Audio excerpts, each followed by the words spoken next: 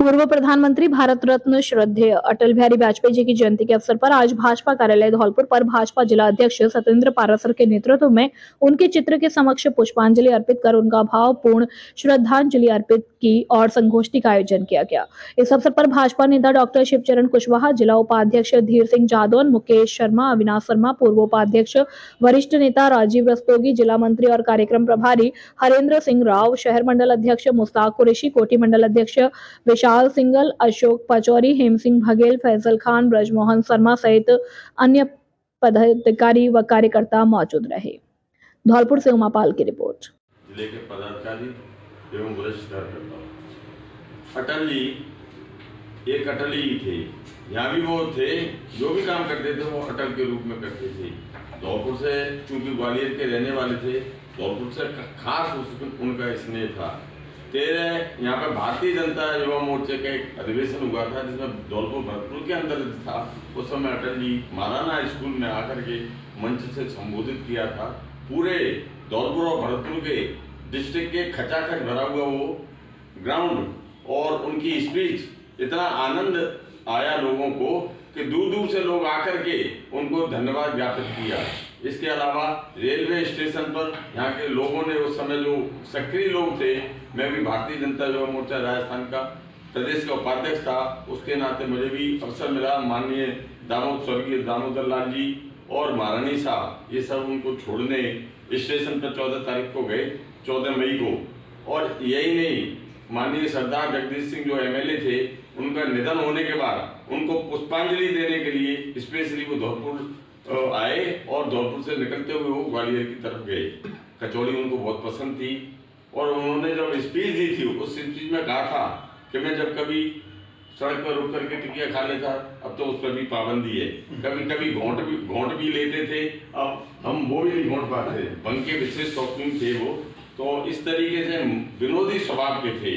उनके चेहरे से एक तरीके से एक बार का किस्सा है कि इंदिरा गांधी जब पेट्रोल की किल्लत हुई थी, इंदिरा गांधी ने जाकर के और पेट्रोल की किल्लत होने के बाद इंदिरा गांधी तांगे में गई। उसके दूसरे दिन माननीय अटल बिहारी वाजपेयी बैलगाड़ी लेकर के लोकसभा पहुंचे।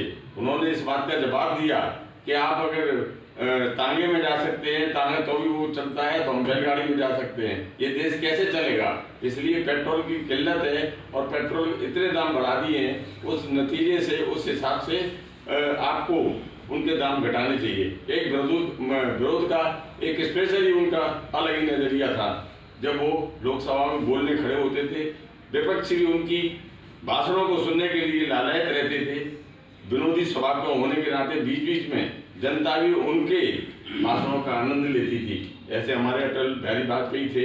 उन्होंने एक बम्बई में अधिवेशन हुआ था, भारतीय जनता पार्टी का जब गठन हुआ था, उन्होंने मंच पर से एक स्पीच दी जिसकी लोगों को कल्पना नहीं थी।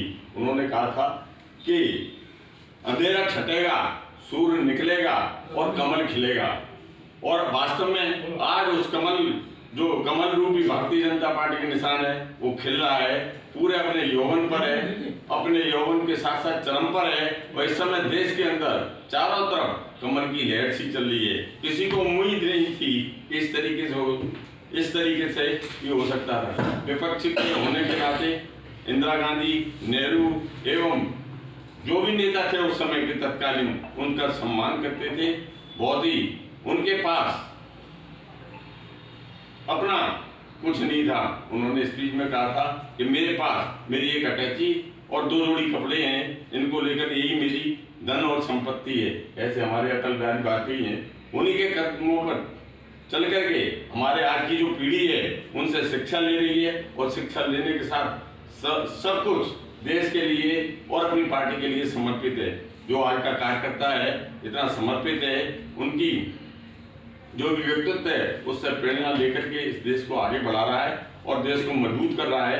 अपने घर बार को छोड़ करके दिन रात पार्टी के काम में लगा हुआ है और ये सब उन्हीं की देन है, उनका विचार है। इसलिए आज के भारतीय जनता पार्टी के जो कार्यकर्ता हैं वो भी एक तरीके से अटल बिहारी वाजपेयी की तरह मैंने अभी एक नारा लगाया था, कमल के ऊपर कृष्ण मुरारी, देश का नेता अटल बिहारी, बच्चा बच्चा अटल बिहारी। तो अटल बिहारी के पद चिन्हों पर चल करके हमारा जो आज का कार्यकर्ता है वो आगे बढ़ रहा है, देश को आगे बढ़ा रहा है। धन्यवाद।